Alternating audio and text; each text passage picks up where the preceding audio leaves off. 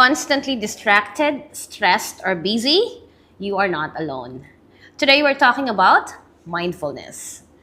Whether you are a student or a working professional, this topic is for you. Lower stress, create better relationships, and increase energy. Let's learn together with our guest for today, Mr. Nanda Kumar. Hi. Welcome to the show Thank once you. again. Thank you.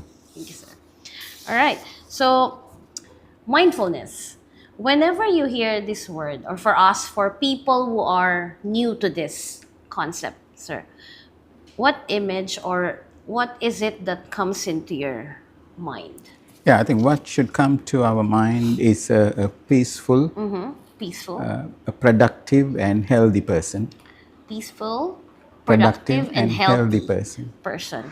When you say healthy, Yes. sir, so will that be two-way in terms of healthy mind and also like physically healthy? Yes, yes. When I say healthy, it's mentally and physically, because when you are mentally and physically healthy, it shows in your appearance, it shows the way you handle things. Yeah, so again, I think we have mentioned this in the previous episodes as well. Yeah. Health or beauty comes from within. That's So right, yes. that beauty that it shows from the external. Yeah. All right.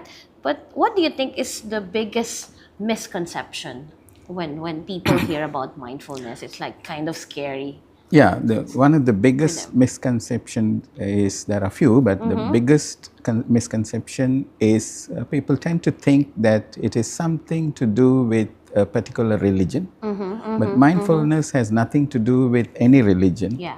Probably it has been derived from a religion, but it is no more connected to any religion. That's the first thing. Second, when you say mindfulness, people fear because they feel that I cannot focus my mind, because all of us are used to the mind wandering about. So that's the fear people have. So these are the general fear people have in their minds. Is it kind of like internally you resist, like, oh, will I be able to do it? Yes, Or is correct. it for me? Yes, yes. It is actually, if I take an analogy, a lot of people dislike mathematics. So it's something like That that. includes They me. say mathematics is numbers, so I don't like it. Yeah, like automatically, like so- personally, I will shut my, oh, no, I Yeah, don't so like it- maths. Yeah, so it's something like that. So they say mindfulness, I have to sit quiet like meditation. No, mindfulness and meditation are very different. All right. So as we go along, I will show that mindfulness is very simple, but it takes a little time to practice.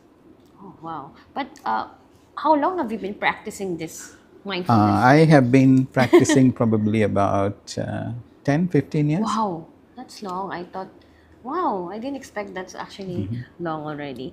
All right, what actually happens to our brain and to our body when we practice it regularly, since you have been doing it for the last 10, 15 years? Yeah, so now since you talked about brain, we need to first understand, or we need to clarify. So brain is like the hardware and mind is like the software. Yes. So when the mind wanders about, the hardware has to work harder.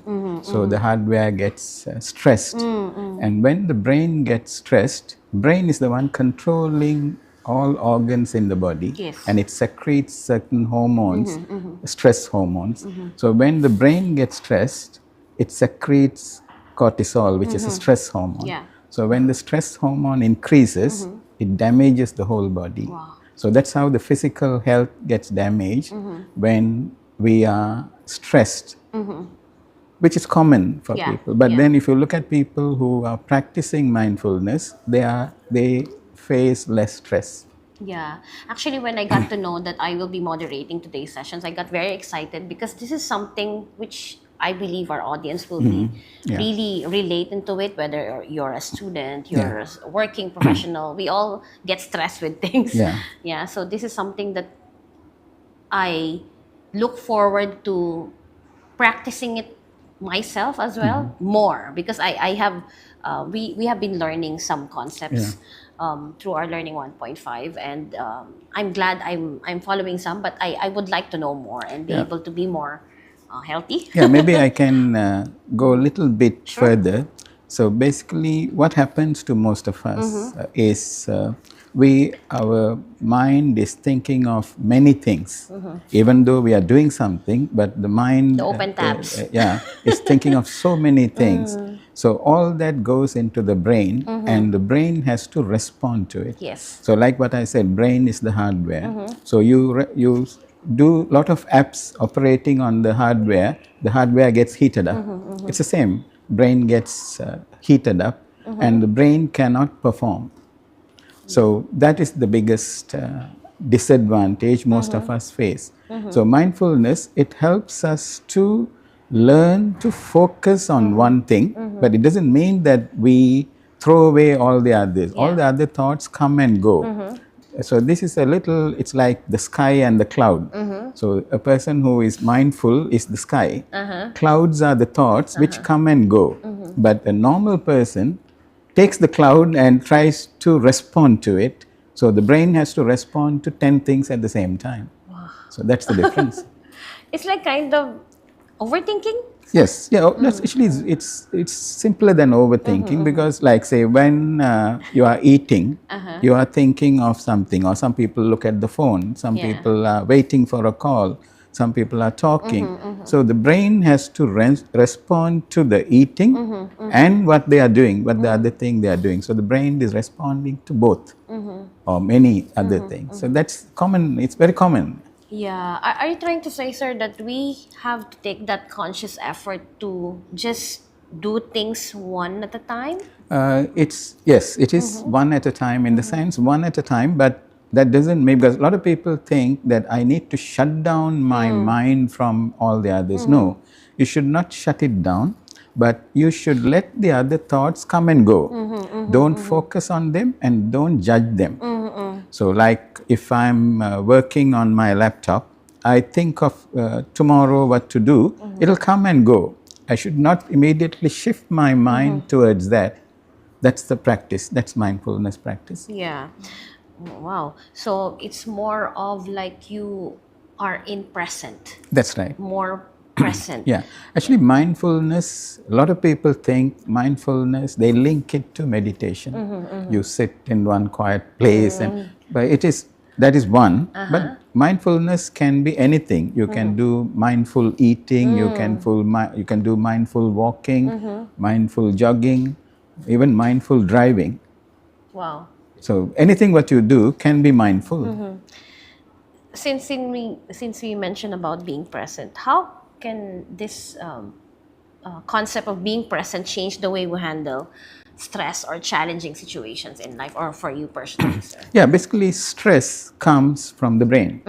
So when the mind is trying to collect a lot of simulations outside, and then the brain tries to respond to them, to judge them or to act upon them, brain gets stressed. And that stress, the stress hormones go into the body. And then the body, the muscles, it's all. So you get headache, you get muscle ache, and all kinds of illnesses. So those are indications that definitely you're stressed if you already feel it in your body.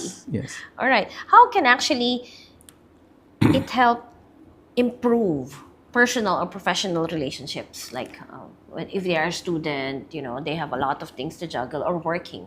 Someone who when you talk about personal and professional relationship, when I was a young, when I started as a young engineer on the construction sites, I was a very different person.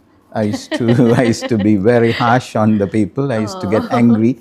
But when I learned, gradually when I learned about mindfulness and started practicing mindfulness, after a few years of practice, I realized that my professional relationships become calmer and easier to handle. So this is what everybody can benefit. Yeah.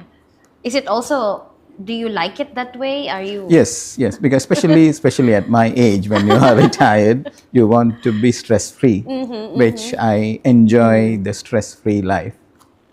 Wow. Since that's already, actually my next question is about your personal benefit in terms of health. In terms of, like, for our audience who are busy, like either work or study, who say, I don't have time for this, what is the simplest practice they can do to start? The simplest practice is mindful breathing. this can be, you don't need a special space, you don't need a lot of time. You can breathe. Maybe I'll just share one simple practice. It's called the boxed breathing. So you imagine in your head there is a box in front of you, and there is a ball from the bottom of the box on the left end. So you count 4 in your mind and you inhale, and you imagine that the ball is going up, and then you hold the breath and the ball moves horizontally to the right. Then you exhale, the ball comes down on a count of 4.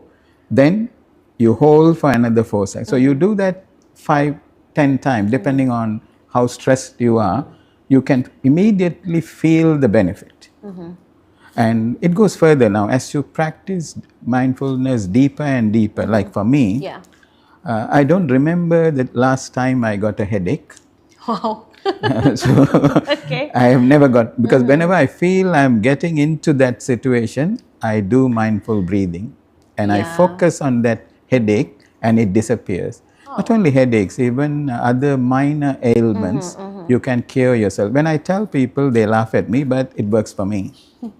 Yeah, for me, I have noticed a lot of people, like it's like kind of a habit for them taking one Panadol if something. It's like you're like kind of searching for that. I but think actually, I don't know, you don't actually need it. I think people who are in the medical profession might not like what I say.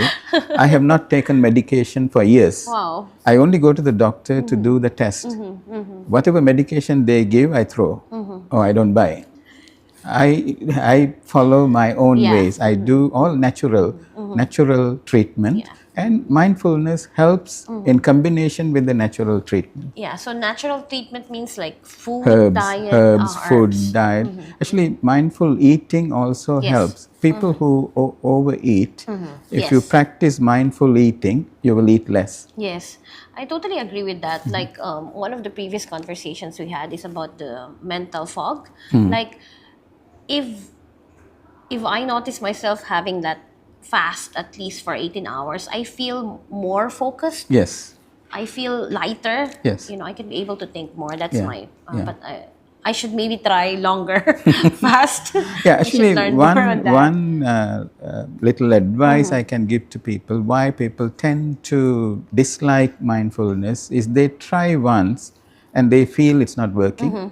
First of all, you need to believe in it. Yes. If you don't believe in it and you try to practice, it will not work. You will not see the Starts on the results. mind. So you need to believe in it and you need to continue to practice. Yeah. Now, that's why I told you that I have been doing it for so many years, because it took me time to come to that stage.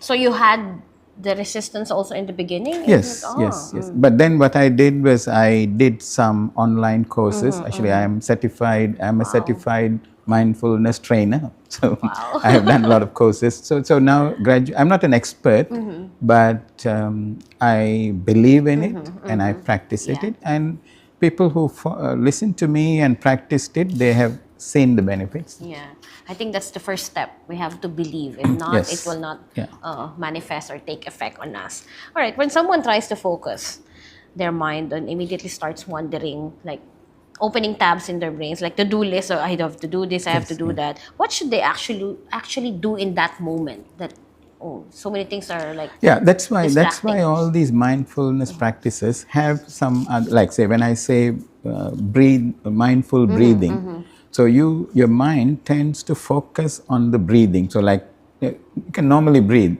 but when I said the box breathing, so you're focusing on the ball moving. So when you're moving there, lots of thoughts are coming and going because you don't have time, because you're focusing there. So that's how mindfulness practices are designed. Yes, and I think because of that visual box that you are asked to look at, your focus is there. Yeah. Wow. Even to fall asleep, there is mindful concentration starting from the toes. You have to, you breathe in and you focus your mind and imagine that the oxygen is going to your feet and then slowly coming up all the way to the brain. You will fall asleep. I think many of us need this because a lot of, especially the young people, I will hear them say, I am having difficulty Yes. sleeping. Yeah. Ah. It's because of too many thoughts coming into our Or the brain. device. Yeah. Everything. A lot of things. Lot of. Yeah. Wow. That's actually my last question, Yeah. sir. But if a listener wants to build a consistent mindfulness habit starting today, what simple step they can start? Yeah, I think first thing is it goes a little bit out of mindfulness, but if you want to form a habit, you have to practice the same thing at the same time every day for at least 21 days. 21. Habit. This is proven. Yeah, this is proven by science that if you practice it for 21 days, that becomes a habit. So like the breathing mindfulness, mindful breathing, Yeah. you can practice it at a set time and you have to make it like a ritual every day for 21 days. Yeah. The moment you do that, after that, it will automatically happen. So we have to take that conscious effort Yes. to Yes. set a time Yes. for that habit Yes, for any- 21 days. Yeah, anything in life is like that. Yeah. Now, if you want to be successful, you have to take a conscious effort. Yeah. So if you are serious about it, make it happen, put it in your calendar. Yes. So you need to find a way how you can.